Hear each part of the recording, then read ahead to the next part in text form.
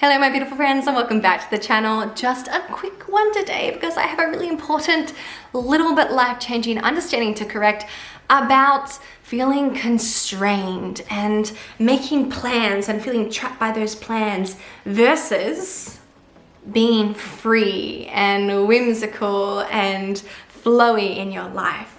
Because these two seem like they're completely opposite things. But when you appreciate that they actually work beautifully together, then you can actually start getting what you want out of both. You can get the sense of reliability, productivity, and the ability to get things done efficiently from the ability to constrain yourself and make plans and commit to those plans.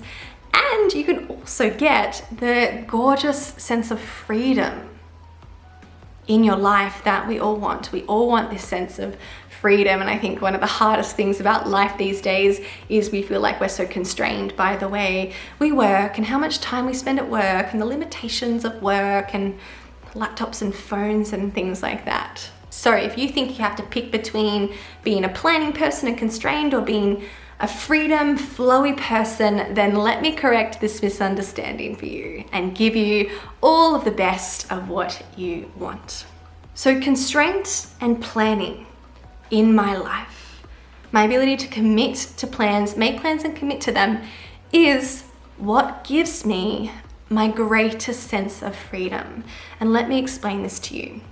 So I know I've mentioned multiple times in this channel that I use calendar blocking, and I have for many years now. I will never go back. It's very hard for me to imagine my week and getting things done without using a calendar to do that. And one of the biggest objections I had to doing this calendar blocking in the first place was, I don't want to feel constricted. I don't want to feel constrained. Another objection was, I don't know what time is going to be required for what, and so it's just really hard to plan, and you know, things happen in my life, life's unpredictable, and so it's just pointless for me to make a plan. And I just want you to check if those objections come up in your mind too, if you're not yet someone who makes plans.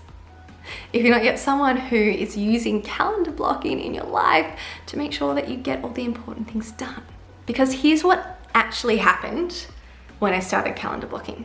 When I started planning and committing to what I'd spend my time on in advance.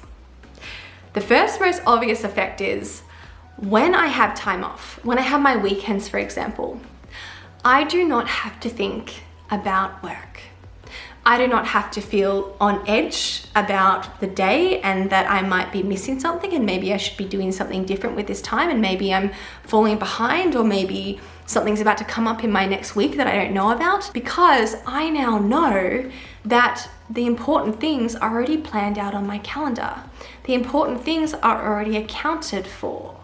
And if I plan this time in my weekend or whatever day of the week to rest, it's because I can afford this time to rest, right? Because the important things are already on my calendar. And this is something that doctors have an incredibly hard time doing, being able to rest without guilt. And you know, there is emotional work that we need to do there to build that capacity to rest. There are thought errors that we need to undo about our worthiness and this idea that we need to earn rest or that we're never doing enough and that we're not going to achieve what we want to achieve and create what we want to create in our life. There is thought work and there is emotional work to do there. And also, it's true that we have aspirations in our life. We have certain things that we want to get done in our life that are our genuine desires. And it is very hard to rest if you don't know or you haven't done the reasonable and integrous amount of work and planning that you want to do to assure yourself that it's going to get done, right? So just think about how much easier it is for you to rest or how much harder it is for you to rest when you haven't allocated time and shown yourself that you have time in your week, in your year to do the things you want to do. So this is the main way that this planning and making these commitments, this constraint in terms of how you use your time actually allows you to have this freedom and this sense of whimsical abundance of time in your life, seemingly paradoxically. Because you don't actually want to be whimsical and flowy necessarily all the time in your life. It's actually really hard. I don't know if you've had this experience, but it's actually really hard to show up to your day. And you know, you will understand this if you're somebody who's doing, and maybe you're writing your thesis, or you're writing a book, or you're doing something else in your business, like the business that I have, where you start the day with a totally blank slate and you sit down on your desk that day and you're like, I can do anything today. What am I gonna do?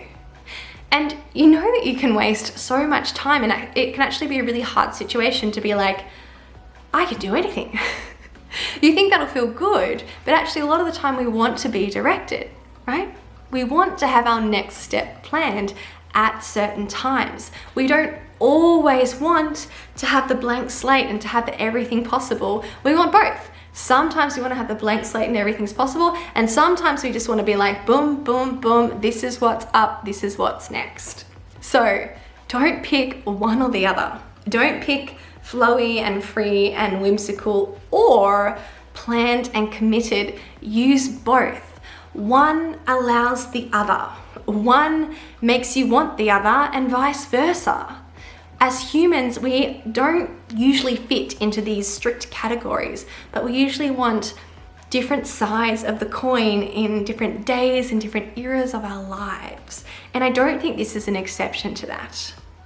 And if you've got those objections that I mentioned at the start of the video, I hope that this video has helped to show you that actually not only do you not need to pick, but actually having both is the way forwards. Having one facilitates the other and vice versa.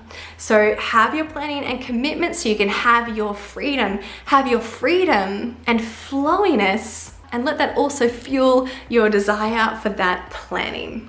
All right, my beautiful friends, I hope this was incredibly useful. Let me know if this resonated. Let me know if you have had that error in thinking in your mind that you need to pick one or the other, or that your personality is one type or the other. And let me know if you are feeling finally bold and brave enough to start doing some calendar blocking, to start making some commitments in your life so that you can really start prioritizing and moving forwards on what really matters to you. All right, my beautiful friends, I'll see you in the next one.